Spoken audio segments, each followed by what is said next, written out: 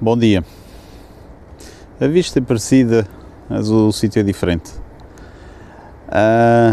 Tenho estado alguns dias ausente dos vídeos por uma grande raiva que me deu. Porque tentei fazer uma experiência muito fixe, ou pelo menos era o que me parecia, e o resultado ficou agradável. Mas houve um problema técnico e gravei 4 vídeos e nenhum deles tinha som. A sério. Bem, de que se tratava? Porque basicamente o que vou fazer então é descrever, porque enquanto me lembro não o volto a repetir. O que eu tentei foi fazer, digamos, o mesmo percurso com a Honda NC. O percurso foi de aproximadamente 17 km. O mesmo percurso com a Honda NC, utilizando o modo mais económico no que toca ao modo, digamos, automático. Vamos lá ver. Que seria, neste caso, para exemplificar, o modo, neste caso, o modo user, e depois teria de alterar o nível de potência para o mínimo e tudo o resto ficou igual, ou seja, engine braking ficou no máximo, controle de tração ficou um nível de 4 e o D ficou um nível de 4, porque é o modo automático. No modo, digamos, manual, o D não existe, porque o D é o drive. O D, digamos assim, é a maneira como o modo automático faz, digamos, as trocas de relação de caixa. Ou seja, se de um modo mais agressivo ou não.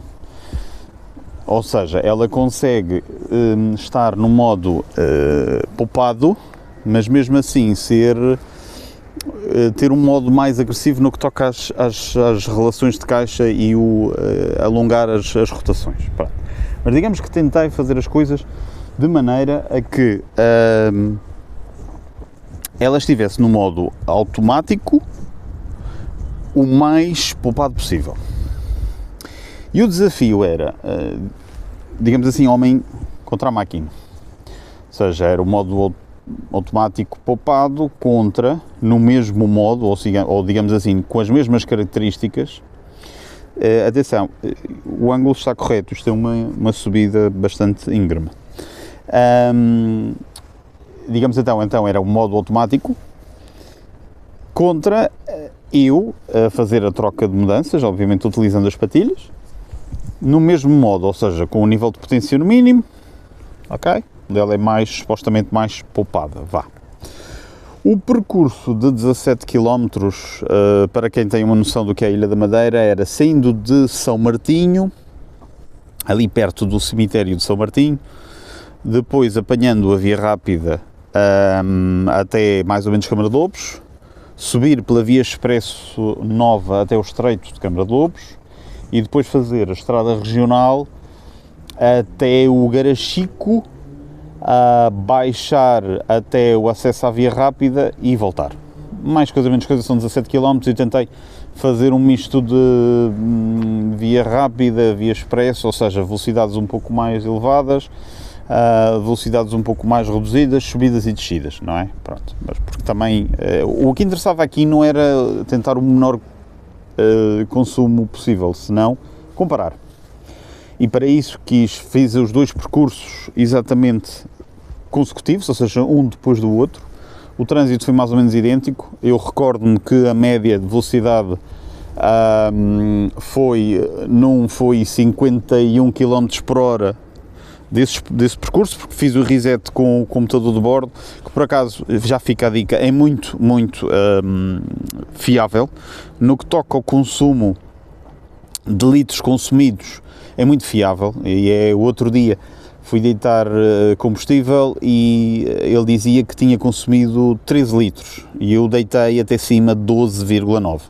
E atenção que, como eu não tenho cavalete central, eu estou a deitar combustível com a moto inclinada, se calhar se ela estivesse completamente, digamos, reta, se calhar ainda iam lá os 100 ml, não é? Por isso, pronto, eu confio nessas medições.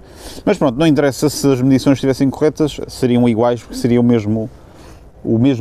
teria o denominador comum de ser a mesma máquina a fazer a medição. Pronto. Dito isto, pronto, a média de um percurso foi 51 km/h, a média do outro foi 53 km/h, o percurso demorou mais aproximadamente uns 17 minutos, se não estou em erro. Claro, isto já tem quase uma semana, só que tenho tentado a digerir a situação para depois publicar qualquer coisa. Um dia voltarei a fazer porque é interessante. E eu automaticamente, logo ao fazer o percurso, ao começar a fazer o percurso, reparei, o modo automático vai ganhar. Porquê? Porque, ao contrário de mim, ele, sobretudo nas subidas, ele deixava mesmo a velocidade, as rotações de cada relação de caixa irem mesmo abaixo antes de baixar uma relação. Ou seja, ele chegava literalmente a bater ali os cilindros e taca, taca, taca, taca, taca. É coisa que eu não deixei, digamos assim. Isso faz-me aquilo baixar das 2000 rotações a subir, pronto. Mas digamos assim, eu também tentei, não vou dizer que fiz uma condução normal, não, eu também tentei fazer uma condução poupada à minha maneira, ok? Não é que fiz uma condução normal com um, condução normal com o outro. Bem, a condução, o primeiro percurso que fiz foi o percurso, digamos, automático, que foi o que teve a média de velocidade superior, não é? A média foi de 3,2 litros desse percurso, ok? E a média no modo manual foi de 3,3. E esse percurso foi feito com uma média de velocidade inferior, os tais 51 contra 53 km/h. Eu já estava à espera, não é? Obviamente esta é uma experiência muito pouco científica, no sentido de, pronto, mas eu já estava à espera que assim fosse. Isto para os nossos amigos brasileiros é algo residual no que toca ao quilómetros litro, seria qualquer coisa a diferença entre, eu tirei as contas na altura, 31 litros, 31 km por cada litro, e outro seria 32 km por cada litro. Pronto, uma diferença é bastante residual, a diferença. Mais coisa, menos coisa, agora não sei exatamente, mas é residual. Agora, o que não é residual é, digamos assim, o prazer de condução. Aqui que eu me refiro, eu falo do facto de essa história de ela estar aí a bater válvula, a bater os cilindros, a história de ela mesmo ir descer mesmo a rotação, ela está completamente o oposto do que é o que eu chamo o sweet spot das rotações. É mesmo só para o consumo. Atenção, este tipo de comportamento da moto, quiçá não é desagradável, para não usar outro termo, num piso plano, porque pronto, ela não sobe muito de rotação, ela é bastante meiga, suave, pronto. Mas quando há subidas, é desagradável, é desagradável. Pronto. Dito isto, duas coisas que me chamou a atenção bastante. Uma, eu tenho quase a certeza que se eu fizesse a intenção contrária, ou seja, se a intenção fosse prega fundo, dá-lhe gás, prega fundo, ou seja, dá-lhe gás, ou seja, tentar fazer o percurso na maior velocidade, no mais rápido possível, sem me ligar aos consumos, eu acredito que o modo automático gastaria mais que o modo manual. porque ela no modo automático tem a tendência a quase literalmente ir sempre até o topo da rotação, quando não necessariamente não é isso que se quer quando estamos a conduzir depressa. Por exemplo, à saída de uma curva, quiçá podemos fazer um short shift e para ela, para não correr o risco de ter uma saída muito agressiva de uma curva, ou coisas assim do género, mas não, ela não é o suficiente inteligente como para fazer esse cálculo mental do short shift ou qualquer coisa assim do género. Qual seria mais rápido? Não sei, eu acredito que seria mais coisa, menos coisa, elas por elas, mas digamos, o estar à vontade seria mais o modo manual. Sinceramente acredito que sim, não tenho a menor das dúvidas. Outra coisa que eu não tinha experimentado é que eu uso a moto sempre com o engine braking, ou seja, o travão motor no máximo. E reparei que no modo automático, coisa que eu nunca tinha feito, mas atenção, para quem conhece, aquela descida ali, aquilo não é bem Garachico, aquilo acho que já não é bem Garachico, mas pronto, está ali um famoso restaurante, mas pronto, aquela descida é bastante íngreme, e eu quando fiz isso no modo automático, a moto ficou presa em segunda velocidade, e ela era aquele, quando o ideal seria, sei lá, coloca a terceira e pronto, e eu vou ajudando com o travão normal, mas não, ela ficou mesmo ali presa porque obviamente ela está programada pela questão do engine braking no máximo, que é o que eu uso no modo manual, pronto, quis colocar as mesmas características, e eu reparei que não, ela ficou ali e não aumentava, ou seja, não subia de relação. Chamou a atenção isso também, detalhe, também foi desagradável, enquanto eu simplesmente em vez de segunda coloquei terceira e ajudei com o travão. Basicamente foi isso.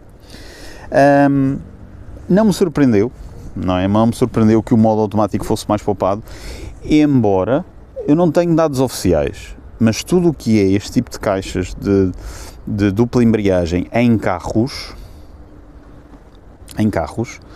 estas caixas normalmente são, ou pelo menos as medições oficiais, normalmente são sempre mais golosas que os similares manuais. Mas este tipo de comparação, este tipo de medição, eu não me recordo ter visto ou ter, pronto, atenção, ter alguém já feito, até porque pronto, é preciso ser em condições muito específicas, idênticas, para ser algo mais ou menos, pronto, mas tendo em conta que tentei fazer isso ao máximo, sinceramente acredito que numa orografia diferente à da Madeira, num modo poupado e económico, ela é no modo automático, é mais poupada que nós, até porque, pronto, nós, é que ela chega a um ponto, àquele ponto, para quem tem a DCT ou para quem já conduziu um, que quando nós estamos no modo manual, ela chega a um ponto tal da rotação ser tão baixa, que ela troca, que se nós mesmo que estivéssemos no modo manual, ela trocava para a relação de caixa inferior. Era só para terem uma ideia de quão, digamos, baixa rotação ela estava a trabalhar. Claro, aproveitando o binário que tem em baixas a NC, que é, digamos, o seu trunfo principal. Bem, isto já está muito longo, só espero que tenha som, porque se não tiver som eu não volto a repetir. Vá. Fiquem bem e eu prometo que um dia volto a fazer o exercício que fiz, que é bastante interessante. Vá, cuidem-se muito, tudo bom.